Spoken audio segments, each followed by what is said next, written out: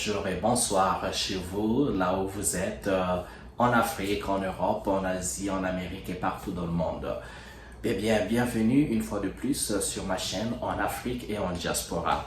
Aujourd'hui, on va parler de ce que j'appelle le paradoxe Congo-Kinshasa, République démocratique du Congo, avec son leader politique et donc son président, Félix Tshisekedi. Cette vidéo va parler de son voyage effectué en France pour rencontrer le président français Emmanuel Macron. C'est assez bizarre.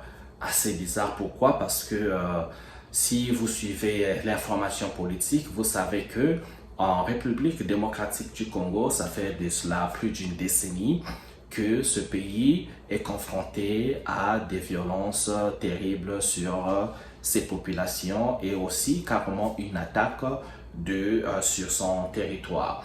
Et ces attaques que moi je qualifie de terroristes, dont certains parlent des rebelles, se déroulent beaucoup plus au niveau à l'est de la République démocratique du Congo. Donc on parlera le Kivu, Goma, Bukavu, je pense, et toute cette région qui est frontalière avec le Rwanda et encore l'Ouganda qui est juste à côté.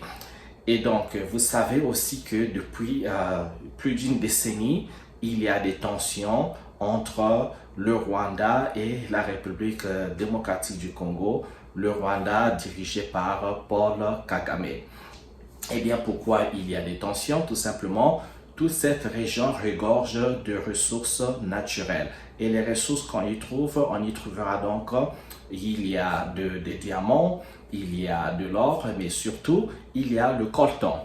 Le coltan et encore le cobalt.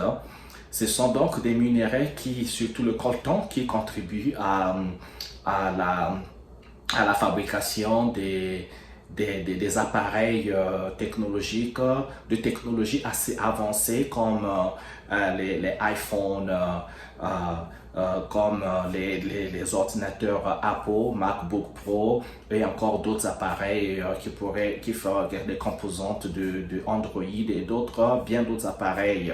Et aussi, ce pays regorge, en dehors de ces minéraux, il y a aussi de l'uranium. N'oubliez pas que l'uranium qui a été utilisé pour fabriquer la bombe atomique qui avait été donc jetée sur Nagasaki et Hiroshima au Japon, cet uranium vient précisément de la République démocratique du Congo. Et vous comprenez alors que depuis toujours, ce pays a été confronté à des attaques extérieures, des attaques au niveau des peuples des pays colonisateurs comme la Belgique, dont le roi Léopold II était donc le propriétaire de ce pays-là. Okay? Quand je dis le propriétaire, eh bien le Congo était la propriété privée de Léopold II. J'ai fait une vidéo sur ça. Si vous êtes nouveau sur ma chaîne, eh bien, je vous demanderai de regarder mes vidéos. Vous verrez que 3 ou 4 vidéos avant celle-ci, j'en ai parlé. Et donc, depuis toujours, les richesses du Congo ont été convoitées, ce qui fait que le Congo regorge une population qui vit quasiment dans la misère. Et depuis là, il y a près de quasiment 6 millions ou plus de 6 millions de Congolais ont trouvé la mort. C'est quasiment... c'est quasiment un génocide, ça. S'il ne faut pas employer le mot génocide, je ne sais pas. Qu'est-ce qui qualifie de génocide? Eh bien, je sais que c'est un grand pays, mais quand on arrive à 1 million de personnes mortes, et encore plus, ce ne peut être qu'un génocide. Et donc, revenons sur les tensions entre la République démocratique du Congo et le Rwanda. Eh bien, le Rwanda est aujourd'hui, c'était un secret de polichinelle. Le Rwanda qui soutient le mouvement des rebelles ou encore des terroristes appelés M23, ce sont eux qui particulièrement font des ravages dans les villages de cette région du Congo. Et donc les ravages aussi assurent le contrôle des mines d'or, des mines de diamants, parce qu'aujourd'hui, le Rwanda est un pays producteur de diamants, producteur d'or et même vendeur, exportateur, alors que le Rwanda n'a pas de mine d'or ni de diamants, ou encore de coltan. Et tout vient de la République démocratique du Congo. Alors, comment on est arrivé là? Vous savez qu'en Afrique, on n'a pas la force pour rien. Quand on regarde, on creuse bien, eh bien, qui soutient Paul Kagame, on sait bien que ce sont les Occidentaux. On verra peut-être la Belgique derrière, on verra peut-être la France derrière et surtout, on verra les États-Unis derrière. N'oubliez pas qu'en 1994, qu'il y a eu le génocide rwandais, après que les Tutsis et les Hutus se sont massacrés, eh bien, il y a eu comme ça une motivation de ce qu'on appelle la communauté internationale. Et derrière, on verra bien sûr les pays occidentaux qui devaient donc soutenir Paul Kagame pour pouvoir reconstruire le Rwanda. Aujourd'hui, Kigali est bien construite. Kigali est quasiment, il faut dire, l'une des villes les plus propres ou les plus bâties de l'Afrique. Eh bien, c'est dû à quoi? Il faudrait bien que l'argent et les ressources viennent de quelque part. Et donc, les ressources du Rwanda viennent principalement du Congo. Et donc, pour revenir donc à ce voyage du président Tshisekedi qui a effectué le voyage en France pour rencontrer le président Macron, c'est une dichotomie, c'est un paradoxe. Pourquoi? Si, avec tout ce que je vous ai fait comme résumé de l'histoire, on sait bien que le Rwanda a reçu beaucoup de soutien des Occidentaux pour se reconstruire. Et donc, le Rwanda, pour se reconstruire, a utilisé les ressources du Congo. Donc, le Rwanda vole les ressources du Congo par force avec le soutien des Occidentaux qui donnent au Rwanda donc, la force militaire, les armes pour armer les rebelles. Le Rwanda prend l'or, diamants, cobalt et autres pour donner aux Occidentaux, ok?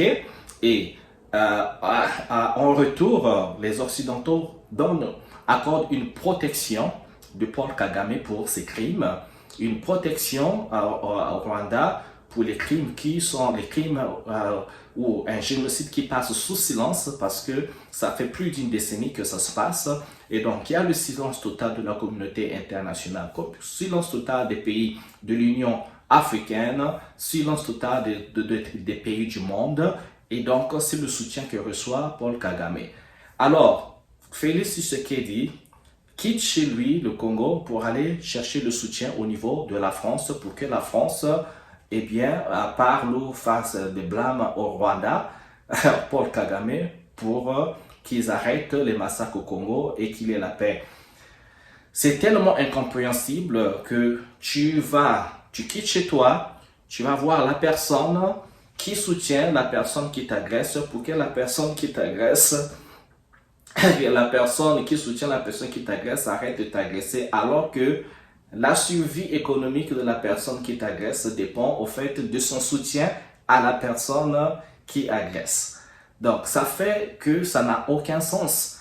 Félix Tshisekedi, je pense que c'est une grande personne, c'est une personne intelligente qui comprend bien les enjeux. Parce que s'il ne comprend pas les enjeux et qu'il aille voir celui qui soutient l'agresseur pour demander de l'aide, alors que la suivi de cette personne dépend précisément de ses opérations, dépend précisément de son soutien, et il pense trouver la solution de l'aide au niveau de la France. Alors il faut être pas bien dans son corps et dans sa tête pour ne pas comprendre que la solution de la République démocratique du Congo ne viendra ni de la France, ni de l'Amérique, ni des pays occidentaux, mais viendra en sorte que Félix Tshisekedi trouve d'autres partenaires, les partenaires qui vont lui permettre de renforcer son armée. Il faut savoir se défendre. Si tout ce qui arrive, c'est parce que Félix Tshisekedi ou encore dans le temps était Kabila et tous les leaders politiques de la République démocratique du Congo sont incapables de défendre leur pays. Ils sont incapables de défendre leur pays parce qu'ils comptent sur ces gens-là en fait qui veulent à ce que ce pays soit dans cet état pour qu'il continue à piller les ressources. Or, le Congo doit se donner les moyens de se protéger. Il faut trouver d'autres partenaires. Félix Tshisekedi n'a pas été ouvert à l'idée de entrer en partenariat avec des pays comme la Russie ou encore la Corée du Nord ou encore la Chine, mais coopération militaire pour s'armer d'un équipement de pointe, des drones, des armées, des armes de pointe, missiles, lance-missiles et tout ce que vous voulez, bombes, pour pouvoir protéger ces frontières. Si vous n'arrivez pas à ce niveau-là, alors ce n'est ni la France, ni la Belgique, ni les États-Unis vous protégeront parce que leur économie dépend exactement de cette situation désastreuse du Congo. Et donc, c'est ce que tout le monde devait comprendre. Sinon, en conclusion, on pourra dire que Félix Tshisekedi et tous les leaders politiques congolais qui n'œuvrent pas dans ce sens-là sont alors complices du génocide qui se passe dans leur pays, sont alors complices des massacres de leur population, parce qu'on ne comprend pas que vous êtes un pays de plus de combien de millions d'habitants au Congo-Kinshasa, peut-être 60, peut-être 100, en Frise, 100 millions d'habitants, en République démocratique du Congo. Et la République démocratique du Congo est l'un des pays les plus grands de l'Afrique. Il y a tellement de gens qui sont dans la pauvreté, qui sont des chômeurs, des jeunes qui ne cherchent que les opportunités de travail, et des jeunes qui sont valides parce que cette population est très jeune. Pourquoi ne pas utiliser les jeunes valides, les former pour défendre la nation? C'est tout le monde qui devait s'impliquer, c'est tout le monde qui devait savoir manipuler l'arme, tout le monde devait s'impliquer à protéger ce pays. Et donc, il faut former les jeunes. S'il y a question d'enrôler les jeunes dans l'armée, qui deviennent tous soldats militaires, eh bien, il faut le faire parce qu'il en va de la survie de la nation. Ça fait plus de 6 millions de gens qui sont morts depuis 10 ans, 11 ans, 12 ans, ok? Depuis 1997, quand il y a eu la guerre civile, qui était une guerre qui permettait de chasser du pouvoir le général ou bien le maréchal Mobutu Sese Seko, qui a été remplacé par Joseph Kabila, je pense bien, Désiré Kabila, je pense Joseph Désiré Kabila, le père qui était le père de Joseph Kabila, je pense qu'ils avaient le même nom, mais il a été assassiné de manière mystérieuse après 1 ou 2 années de pouvoir, remplacé par son fils qui lui est parti du pouvoir, mais la situation en République démocratique du Congo n'a pas du tout changé. Et donc c'est ça. L'Afrique n'a pas beaucoup de chance dans ce pays-là parce que tout président qui veut vraiment œuvrer pour le bien de sa nation, ce président-là finit toujours par avoir de gros ennuis ou encore par mourir, ou il doit être carrément traître comme on en voit. Les seuls pays qui essaient de montrer l'exemple aujourd'hui vers la direction de la souveraineté, c'est le Mali, le Burkina Faso et le Niger. Et ces pays ont pris pour ces pays parce qu'ils sont vraiment en train d'œuvrer pour le bien-être de la population, pour la souveraineté. Alors, ils font en ce qu'ils soient capables de mettre un prix à leurs ressources naturelles. L'Afrique doit se donner les moyens de pouvoir exploiter ces ressources et pouvoir l'exporter, mettre un prix sur le marché international et non être toujours victime des puissances occidentales qui viennent tirer les matières premières quasiment gratuitement parce que l'élite occidentale considère que l'Afrique est leur propriété privée. Il ne faut pas oublier, je le dis souvent, ce sont eux qui ont colonisé, qui ont divisé l'Afrique, qui ont colonisé, divisé l'Afrique comme un gâteau pendant la conférence de Berlin de 1884 à 1885. Il ne faut pas oublier, ils n'ont pas fait ça juste pour vous tendre sur un plateau d'or, c'est cette même Afrique. Non, la souveraineté, l'indépendance, ça s'arrache, ça ne se demande pas, ça s'arrache. Le respect, et si vous voulez mériter le respect, vous devez être force. Vous devez être fort. La force ne respecte que la force. Quelqu'un te donne un coup de poing, eh bien, il faut donner un coup de poing. Il faut remettre le coup de poing ou même donner double pour que prochainement, cette personne, avant de donner un coup de poing, va penser 2 fois, 3 fois et il sera avant de vous attaquer. Et remarquez, les puissances dites nations puissantes et autres ne s'attaquent qu'aux pays les moins puissants.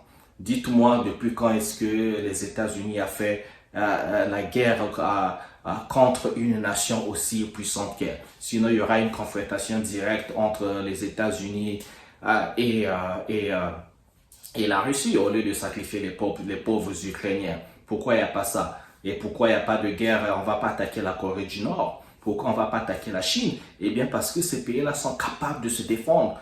Si tu vas attaquer la Corée du Nord, eh bien, sache que avant que tu ne remportes la guerre, tu vas y perdre les membres de ton corps. Ce ne sera pas un combat facile, ok?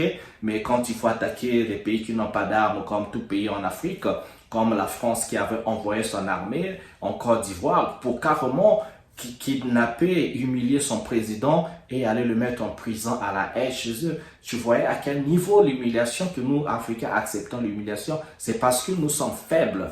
Quand vous êtes faible, vous n'avez pas les capacités de vous défendre, eh bien vous devenez le paillasson de tout le monde. Ça, il faudrait bien que ça soit clair, il faudrait bien que nous le comprenions.